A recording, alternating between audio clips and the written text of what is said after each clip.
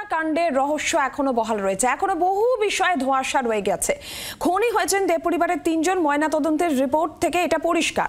কিন্তু এই জায়গা থেকে প্রশ্ন, তাহলে খুন কে করলো? দুই ভাই, সেই দুই ভাই কি খুনি? ঘটনাস্থলে একটা ছুরি মিলেছে। বিষক্রিয়ার কারণে নাবালিকার মৃত্যু হয়েছে, কিন্তু তার দেহ আঘাতের চিহ্ন পাওয়া গিয়েছে। কন্যার সন্তান, তার কানের পিছনে জমাট বাঁধা রক্ত, দেহে আঁচড়ানোর দাগ। কেন? ফরেন্সিক নমুনা পরীক্ষার পরই সেটা জানা যাবে। সেই ফরেন্সিক নমুনা পরীক্ষার পর সে বিষয়টা জানবে পুলিশ। কয়েকজন পাওনাদারকে মঙ্গলবার সকালে আসতেও বলা হয়েছিল। তাহলে কেন সোমবার রাতে সপরিবারে আত্মহত্যার সিদ্ধান্ত নেয় দে পরিবার? এরকমই একাধিক প্রশ্ন কিন্তু সামনে আসছে, আর রহস্য এখনো রয়েছে, আর এখনো বহু বিষয় নিয়ে ধোঁয়াশা রয়েছে। মিসিং লিংক রয়েছে ময়না তদন্তের রিপোর্ট থেকে, যেখানে 3 জনে খুন হয়েছেন দে পরিবারের, এই বিষয়টা পরিষ্কার। তারপরেই যে প্রশ্নটা আসছে যে তাহলে খুনি কে? দুই ভাই, তারাই কি খুনি?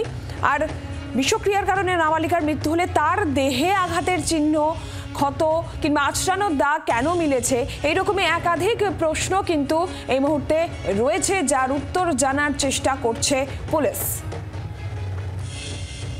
আর এই মুহূর্তে সরাসরি অয়ন ঘোষাল আমাদের প্রতিনিধি রয়েছেন আমাদের সঙ্গে, আরো বিস্তারিত এই বিষয়ে জানবো। অয়ন, এখনো অনেক জায়গায় ধোঁয়াশা রয়েছে, মিসিং লিংক রয়েছে, যার উত্তর খোঁজার চেষ্টা করছে পুলিশ। একটু বিস্তারিত বলো যে এই মুহূর্তে ঠিক কি আপডেট রয়েছে, বা তদন্ত কিভাবে এগোচ্ছে, কোন পথে এগোচ্ছে, কি জানা যাচ্ছে?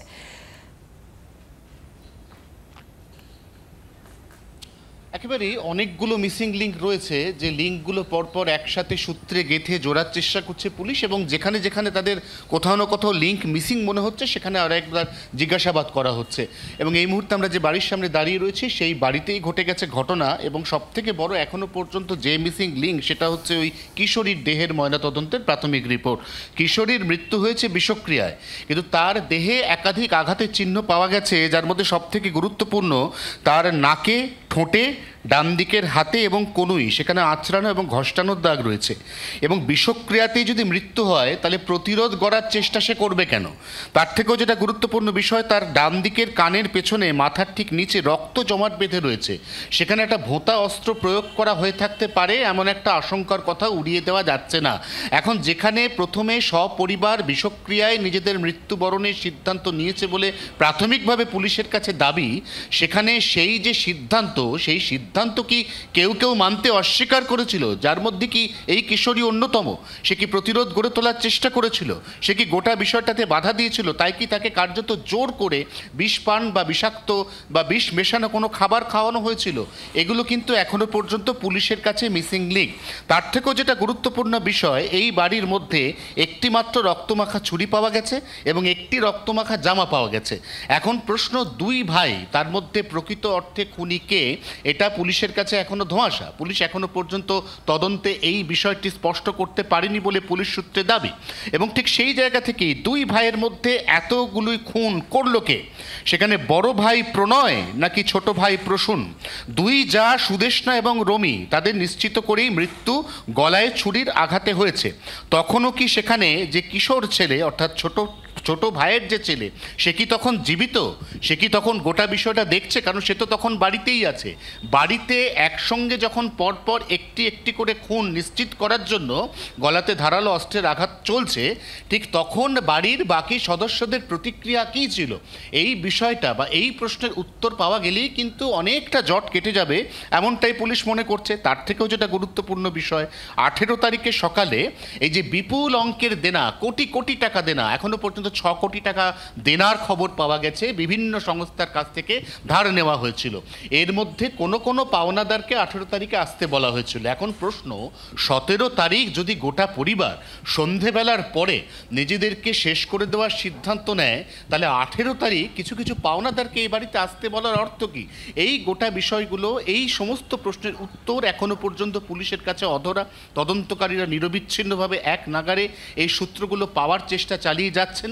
এই সূত্রগুলো পাওয়া গেলে পরপর যখন সবকটি সূত্র একসাথে জোড়া লাগবে, তখন কিন্তু এই হত্যাকাণ্ড প্রকৃত কি ঘটেছিল এই অভিশপ্ত বাড়িতে, সেই বিষয়টা অনেকটাই পরিষ্কার হয়ে যাবে বলে পুলিশ সূত্রের দাবি। অয়নের সঙ্গে থাকো তুমি। একাধিক মিসিং লিংক রয়েছে, যার উত্তর খোঁজার চেষ্টা চলছে। ময়না তদন্তের যে রিপোর্ট, সেই রিপোর্ট থেকে এই বিষয়টা এখনো পর্যন্ত পরিষ্কার যে 3 জন সদস্য তারা খুন হয়েছেন, পরিবারের 3 জন। কিন্তু এই জায়গা থেকে এই প্রশ্ন, তাহলে খুন করলো কি? দুই ভাই কি খুনি, নাকি তাদের মধ্যে কেউ একজন খুন করেছে? একটা ছুরি ঘটনাস্থল থেকে মিলেছে, আর অন্যদিকে যে নাবালিকার মৃত্যু হয়েছে বিষক্রিয়ার কারণে তার মৃত্যু হয়েছে, কিন্তু তাতেও প্রশ্ন থাকছে যদি বিষক্রিয়ার কারণে মৃত্যু হয় তাহলে তার দেহে আঘাতের চিহ্ন কেন? নাবালিকার কানের পিছনে জমাট বাঁধা রক্ত দেখতে পাওয়া যাচ্ছে, তার দেহে আঁচড়ানোর দাগ দেখতে পাওয়া যাচ্ছে কেন? এই প্রশ্নগুলোও থাকছে। ফরেনসিক নমুনা পরীক্ষা করে সেটাই জানার চেষ্টা করছে পুলিশ। আর আরও একটা উল্লেখযোগ্য বিষয় যেটা হচ্ছে আর্থিক অনটনের বিষয়টা, ঋণের দায়ের বিষয়টা বারবার করেই সামনে এসেছে। যে বয়ান আহত এক ভাই দিয়েছেন তিনিও সেখানে ঋণের দায়ের কথা বলছেন। সকলে মিলিতভাবে আত্মহত্যার সিদ্ধান্ত তারা নিয়েছিলেন, বয়ানে এমনটাই উল্লেখ তিনি করছেন। আর এই জায়গা থেকে প্রশ্ন যে মঙ্গলবার কয়েকজন পাওনাদারকে আসতে বলা হয়েছিল, তাহলে কেন সোমবার রাতে সপরিবারে আত্মহত্যার সিদ্ধান্ত নেয় দে পরিবার? এরকমই একাধিক প্রশ্ন রয়েছে যার উত্তর খোঁজার চেষ্টা করছে পুলিশ। ট্যাংরা কাণ্ডে এখনো পর্যন্ত রহস্য বহাল রয়েছে, বহু বিষয় নিয়ে ধোঁয়াশা কাটেনি। আমি একটু অয়নের কাছে আবারও যাই। অয়ন, আমরা দেখেছি যে যখন বয়ান দিচ্ছিলেন এক ভাই যিনি হাসপাতালে চিকিৎসাধীন রয়েছেন, তাদের মধ্যে একজন, তারা বলছিলেন যে সকলে মিলে আত্মহত্যার সিদ্ধান্ত তারা নিয়েছেন, এবং আমরা যদি ঘটনাক্রম সাজাই তাহলে একটা পরিকল্পনার ছাপও দেখতে পাওয়া যাচ্ছে।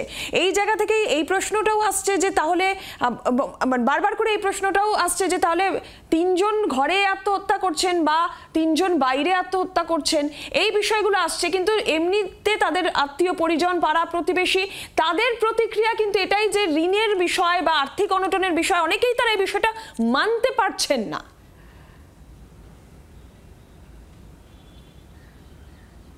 প্রথম কথা হচ্ছে দুই ভাইয়ের মধ্যে কে ঠিক বলছেন কে ভুল বলছেন।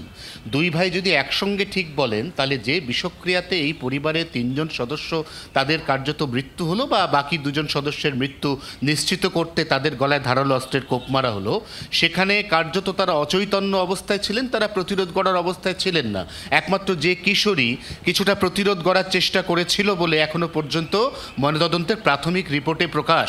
এক্ষেত্রে তারপর ঠিক কি হলো, কারণ সিসিটিভি ফুটেজ, এই যে ক্যামেরা এই বাড়িতে লাগানো আছে, এই ক্যামেরার যে সিসিটিভি ফুটেজ তাতে যেটুকু মুভমেন্ট বা গতিবিধি দেখা যাচ্ছে, হাতে বেশ কিছু জিনিস নিয়ে দুই ভাইয়ের মধ্যে একজন তিনি বেরিয়ে যাচ্ছেন, এবং তারপরে এই যে গ্যারেজ, সেই গ্যারেজে রাখা গাড়ি, গ্যারেজের সামনেই রাখা ছিল গাড়িটি, ঠিক এই জায়গায় রাখা ছিল গাড়ি, তারা এখানে সবাই মিলে উঠলেন এবং ওঠার পর এখান থেকে বিস্তীর্ণ অঞ্চল কলকাতা এবং তার উপকণ্ঠের ঘুরে তারা শেষ পর্যন্ত ওই অভিষিক্তার মোড়ে গিয়ে কবি সুকান্ত মেট্রো স্টেশনের নিচের পিলারে ধাক্কা মারলেন। এখন প্রশ্ন, এরা যা বলছেন, যে তথ্য খাড়া করছেন, পুলিশকে এখনো পর্যন্ত যা জানাচ্ছেন তা কতটা বিশ্বাসযোগ্য, এর মধ্যে কোথাও কোনো ফাঁক আছে কিনা? আজকে প্রসঙ্গত জানিয়ে রাখি যে বাইপাস লাগোয়া একটি বেসরকারি হাসপাতালে আঘাতপ্রাপ্ত দুই ভাই, তাদের অস্ত্রোপচারের কথা রয়েছে। অস্ত্রোপচারের পরে তারা আরও একটু স্টেবল হবেন, স্থিতিশীল হবেন, তাদেরকে আরও প্রচুর জিজ্ঞাসাবাদের প্রয়োজনীয়তা রয়েছে, এটা অবশ্যম্ভাবী। কারণ আবারও বলছি, পুলিশের কাছে এখনো পর্যন্ত এই গোটা ঘটনায় বেশ কিছু মিসিং লিঙ্ক রয়েছে, যে লিঙ্কের হদিশ একমাত্র এই দুই ভাইকে পুঙ্খানুপুঙ্খ জিজ্ঞাসাবাদ করেই পাওয়া যাবে বলে মনে করছে তদন্তকারী অফিসাররা। অয়ন, আর একটা বিষয় জানতে চাইবো, এই যে রমি দের বাবা, তিনি একটি মামলাও রুজু করেছিলেন, সেই বিষয় নিয়ে কিছু জানা যাচ্ছে? বা রমি দে বা এই সুদেষ্ণা দে, তাদের যে বাপের বাড়ির পরিবার, তাদের তরফ থেকে কি কিছু এখনো পর্যন্ত জানা যাচ্ছে? তারা এই আর্থিক অনটনের বিষয় বা এই সিদ্ধান্ত কেন দে পরিবার সবাই মিলে এরকম একটা সিদ্ধান্ত নিতে গেল, তারা এই বিষয়ে কিছু আলোকপাত করতে পারছেন? দেখো, অভিযোগ করা হয়েছে এটা যেমন ঠিক, তেমনি তাদের কোনো বয়ান কিন্তু এখনো পর্যন্ত সংবাদ মাধ্যমে আসেনি। তারা যেটুকু যা বলার সেটা পুলিশকে বলেছেন, কমপ্লেন করেছেন, লিখিত আকারেই করেছেন। কিন্তু এই পরিবার ঠিক কতদিন ধরে দেনায় জর্জরিত, কেন এই বিপুল দেনা, একসাথে কোটি কোটি টাকা দেনা সাধারণত কোনো ব্যবসায় হয় না। এটা ঠিক যে কোভিড কালে এই পরিবারের যে ব্যবসা, এই ট্যাংরায় যে ব্যবসা, গ্লাভস তৈরির কারখানা, সেই ব্যবসাতে লক্ষণীয়ভাবে বরাত কমে গিয়েছিল, একটা বিপুল অঙ্কের আর্থিক ক্ষতির তারা সম্মুখীন হয়েছিলেন। কিন্তু সেই পরিস্থিতি কেটে গেছে 2021-22 সালে। 2025 সালের ফেব্রুয়ারি মাসে তারা হঠাৎ করে কেন নতুন করে আর্থিক অনটনে পড়লেন, অথবা এমন কোনো ব্যক্তি যার কাছ থেকে এদের কনসাইনমেন্ট বা অন্য টাকা পাওয়ার কথা ছিল সেই ব্যক্তি শেষ মুহূর্তে এদেরকে ডিচ করলেন কিনা, এই গোটাটাই তদন্ত সাপেক্ষ বিষয়। এবং এই বিষয়টারও উত্তর কিন্তু একই সঙ্গে দিতে পারবেন দুই ভাই যারা সরাসরি ব্যবসার সঙ্গে যুক্ত। যদি আর্থিক অনটনই একমাত্র গোটা ঘটনার পেছনে মোটিভ হয়ে থাকে, তাহলে সেই আর্থিক অনটন যারা সরাসরি ব্যবসা সামলাচ্ছেন তাদের পক্ষেই বলা সম্ভব বলে পুলিশ মনে করছে। পুলিশ আরও অনেক জিজ্ঞাসাবাদের প্রয়োজনীয়তা এই দুই ভাইকেই রয়েছে বলে মনে করছে। একটু স্টেবল হলে এই জিজ্ঞাসাবাদের কাজ নতুন করে আরও বিশদে শুরু হবে বলে এখনো পর্যন্ত পুলিশ সূত্রে খবর। অয়ন, ধন্যবাদ তোমাকে। অর্থাৎ একাধিক মিসিং লিঙ্ক রয়েছে যার উত্তর খোঁজার চেষ্টা করছে পুলিশ, এবং যে দুই ভাই এখনো হাসপাতালে চিকিৎসাধীন রয়েছেন, আজকে তাদের অস্ত্রোপচার হতে পারে সম্ভাবনা রয়েছে, তারা একটু স্টেবল হলে তাদেরকে আরও জিজ্ঞাসাবাদ করে সঠিক ঠিক কী ঘটেছে সেটা জানা যাবে বলেই মনে করা হচ্ছে। বাংলার আওয়াজ, বাঙালির আবেগ, জি 24 ঘন্টা।